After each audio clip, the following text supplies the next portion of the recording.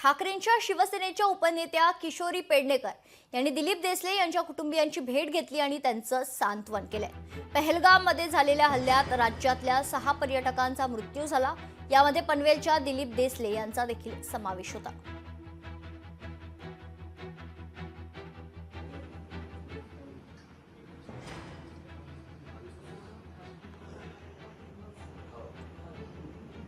पन्नाशीच्या पुढचा जो ग्रुप असतो म्हणजे वय असतं आणि नवरा बायको त्यांचा फार एक वेगळा आनंद असतो, कारण त्यांची सेकंड थर्ड इनिंग चालू असते मजेची।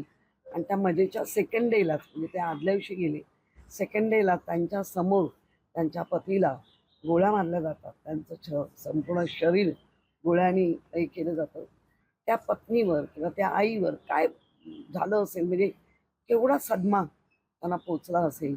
आणि आता ते सावरायला त्यांच्या कुटुंबाला खूप मेहनत करावी लागणार आहे, कारण तो सदमा इतका सहज पुसला जाणार नाही। कारण डोळ्यासमोर आपला साथीदार एन्जॉय करण्यासाठी आलं आणि होतंय काय, तुमचं गुप्तहेर खातं करत काय होतं, हे प्रश्न देश विचारतोय आता।